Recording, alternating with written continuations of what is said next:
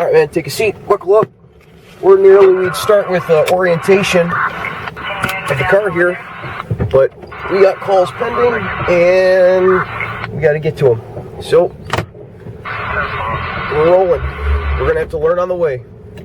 Alright, today I set the car up. Today I'm going to be looking at 4 different examples of 3 different brands of extendable batons. I am going to be looking at the Monadnock Autolock, which I've had for about 10 years, an Asp baton, which I've had significantly longer, and a no-name kind of, I think it might be made by Schrade. I bought it at a flea market not very long ago as kind of a counterpoint to the other 2. I'm going to start off with what is the most common types of batons that you're going to see police officers and security guards using. And I think these pretty accurately represent it. I see a lot of cops using Asp batons. I see a lot of guys who really like batons using the Monadnock Autolock or one of the clones of it. And I see a lot of security guards and a fair number of cops just using whatever baton they can pick up for 20 bucks. That's unfortunate, but it's the way it is. So I'll start off with the Asp. Now, the Asp and I have a very sordid relationship over the years. There's a lot of reasons I can see why people like the Asp baton. I'm not a huge Asp fan, even though I've used them a lot for work. One of the reasons is that, like all friction lock batons, the Asp, when you open it, you have to open it with some deal of force to get it, flick it out in order to get it open. The other problem I have with it is that you have to hit it pretty hard to get it closed. When you use it, you flick it out, you swing it around a bit, now it's even harder to close up. So imagine you're fighting with someone, you've hit them with a baton, and now you're going to put handcuffs on them. With this, you either have to have a holster that the baton will slide through, you have to slide it back behind the back of your vest, or you have to keep an eye on them while you pound it off of the ground.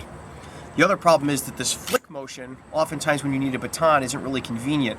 Let's say you're at a bar or there's a big crowd at an event and you need your baton to subdue an individual that's attacking another individual. Imagine having to flick the baton and worrying about hitting people with it. Even flicking it down, I've hit people in the shin on accident before, and it's not a good time. The knockoff has a lot of the same problems. I'm not sure what kind of steel this is made out of. I haven't hit a lot of things with it. It seems to work about the same way. It has all the same maintenance issues. The finish on it seems like it's just Krylon spray paint that they put on this thing. It looks good, but even with the very little use, you can see where it's kind of nicked off there. Whereas the Asp seems like it's blued or parkerized. It's a lot nicer finish. It tends to stay longer. The Monadnock, or Monadnock, however you want to say it, functions differently in that there's a push button on the end. You push the button and the baton closes. It doesn't take that much force. You push the button, the baton closes. When you open it, you can flick it to get it out, and it makes an impressive sound, and sometimes that's important, but you also don't have to flick it. So let's say you're in a large crowd full of people, you can just pull on the end and the baton opens and locks in place, which is really nice. The finish is much like the Asp, and it gives you an advantage when you're trying to subdue someone. If you end up having to use a baton on somebody and then putting it away, you can put it properly back away in the holder that you got it from, even if you can't put it in the holder fully extended. Because you can take this, push the button, you can see how little force I have to use, push the button and just push it into your body, and it collapses down very easily. I really like the Monadnock. One thing people don't always realize, and when I tell them, sometimes people get a little offended by it, is that the tips of these different batons are made differently and are meant to be maintained differently and used differently. The Asp Baton has a metal tip, which is very good for breaking windows with impact, and it focuses the strike a lot better than the polymer tip of the Monadnock. The polymer tip on the Monadnock, however, as you can see how tore up this one is, even though it's all tore up, it's not going to cut anybody. It's a great liability concern for departments and for individual officers, and as a career police officer and security guard, cutting someone up and using more force than is necessary is a liability concern for me.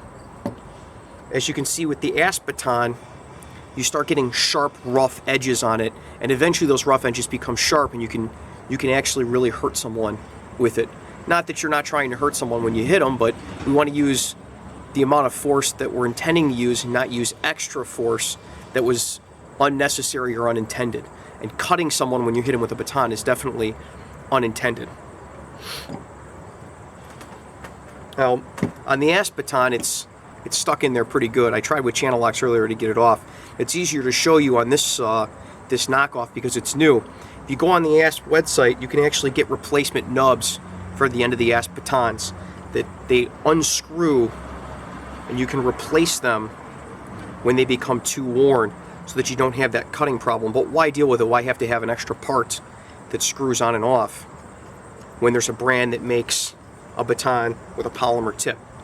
Now, the disadvantage of the polymer tip on the Monadnock is that it doesn't work as well for breaking windows. If you try to break a car window with this, which honestly is what I use it for the majority of the time, what you have to do is flip it around and use the other end, which makes it more like you're hitting with this metal piece here, and it makes it more like hitting it with a ball peen hammer. Instead of using low mass at high speed, you're now using high mass at a little lower speed. You have to be careful doing that after you break the window. You got to make sure you get all the glass out of the rubber and maybe take some sandpaper to this, but it works a lot more effectively at the time. And when you break the glass, you can then shut it and put it away and help actually pulling the guy out instead of standing there with the baton or trying to find a place to put it.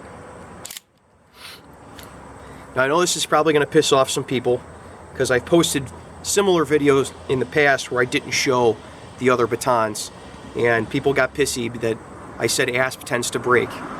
Well, I've thrown out a lot of Asp batons over the years, and maybe I'm just a heavy user of batons, and maybe I tend to miss sometimes, but that tends to go with working in a bad neighborhood and working security in bad neighborhoods.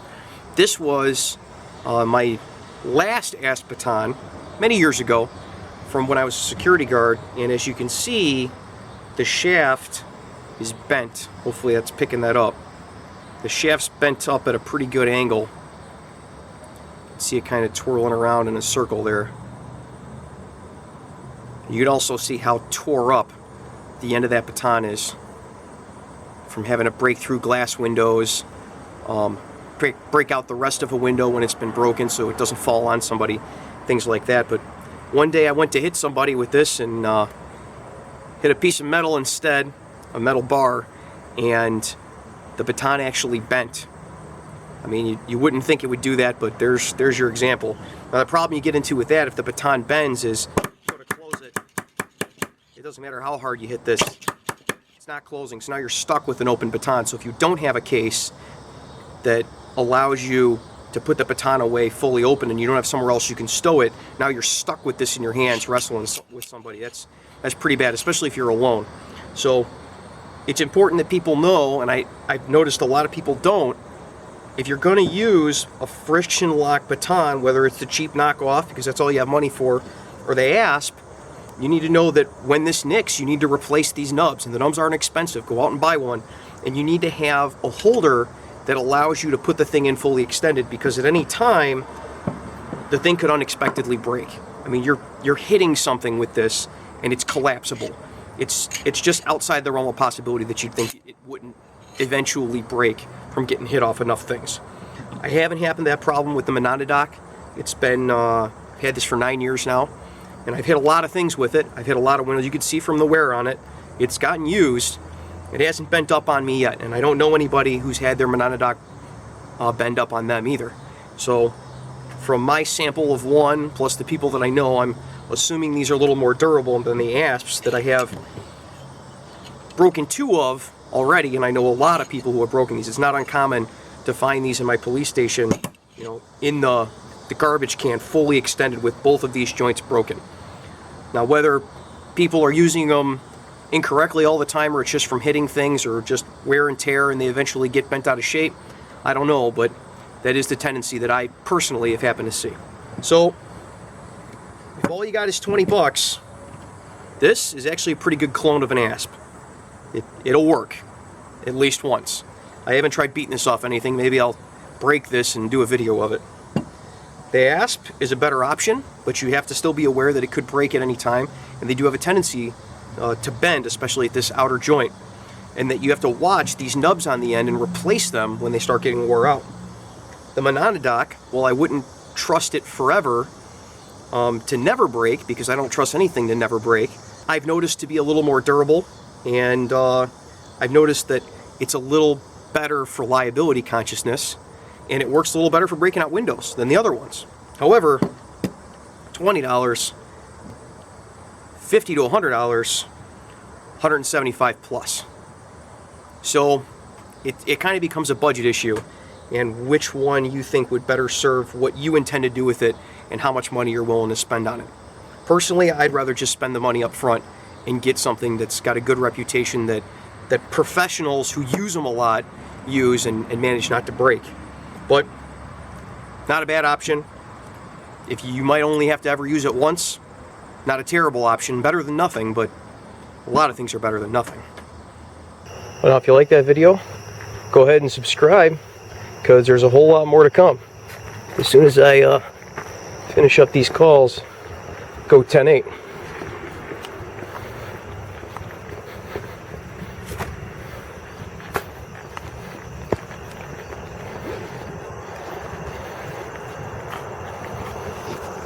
County 291. 291.